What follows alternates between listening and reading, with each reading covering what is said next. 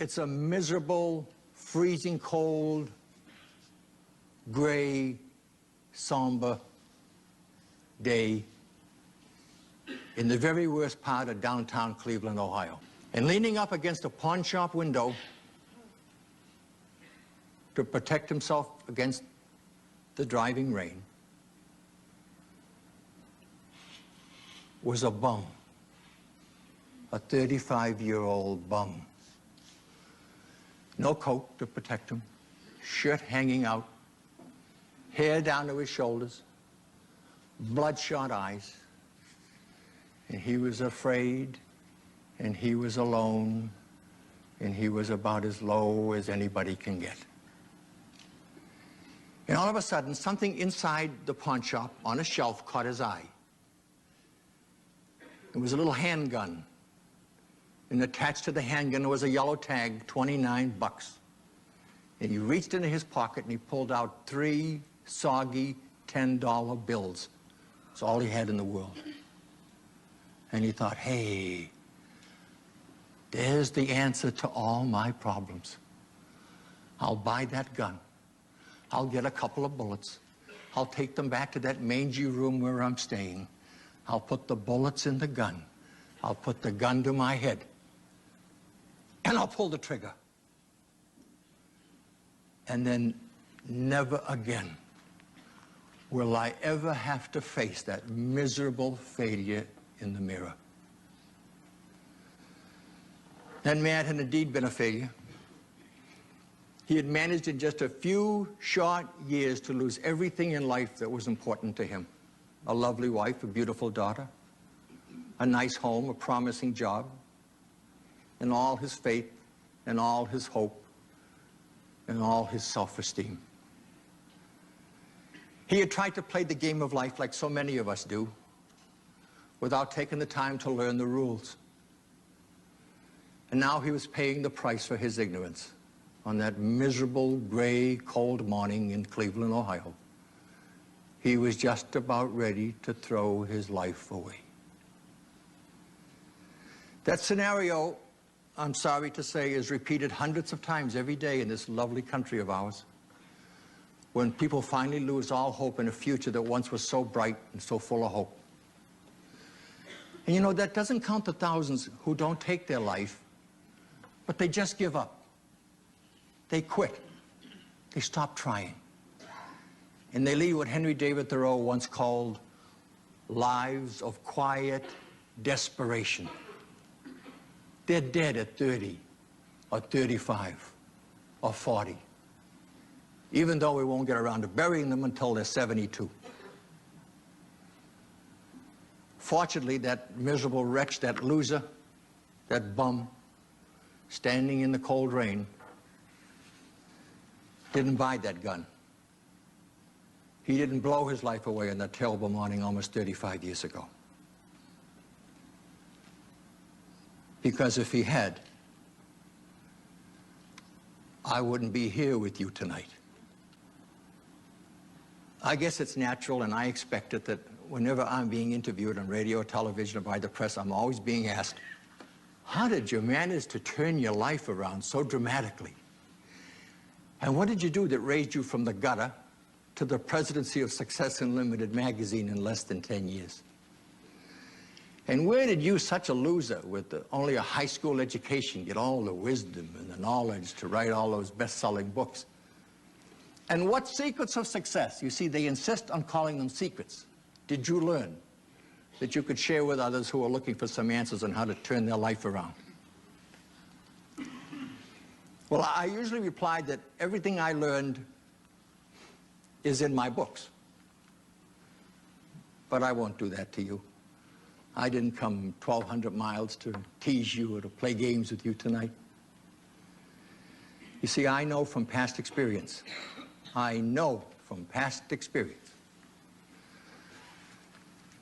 that in every audience,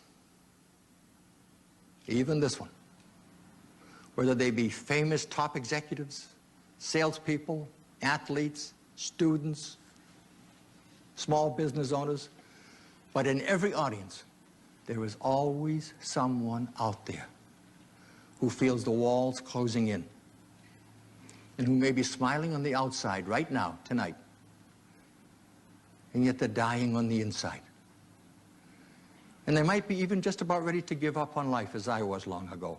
And that person is out there somewhere silently hoping or silently praying that something I might say or something I might do might be just the life preserver that he or she needs to keep from drowning in a sea of misery. What are we doing to ourselves? The number of heroin, cocaine, and crack addicts is growing so swiftly each day that we have finally admitted we can no longer keep anywhere near an accurate count. Did you know we're consuming more booze now per capita than any time in the history of the United States? How's this for a number? Last year, in this wonderful, gorgeous country of ours, more than 300,000 people tried to commit suicide. That's a city. They're prescribing 5 million prescriptions for Valium every 30 days. And we're now treating more than 4,000 new cases of mental illness every 24 hours. Think about that one. There must be a better way to live. And there is a better way to live. And Mr. X or Ms. X, wherever you are out there, I'm going to toss out some life preservers for you. And let's see what happens. The most important secret of success that I had to learn the hard way is that life is a game. It's spiritual and it's holy, but it's a game. And you can't play in that game with any chance at all of winning unless you know the rules. Slight problem. While we were growing up, nobody ever taught us any of the rules. Not once. Not for 45 minutes did anybody ever teach us how to set goals, how to motivate ourselves and others, how to handle adversity when it hits us, how to use our time profitably, how to get rid of the bad habits that we acquire, how to accumulate wealth, how to handle stress, and so much more. And so most of us become spectators in the greatest game of all, pushed aside by the lucky few who seem to know what they want, and more important, who seem to know how to get it. The pros, the great performers, those who know the rules, they're all down on the field where all the action, all the glory, and all the money is. And the rest of us, we're up in the bleachers watching them, and we had to pay to get in.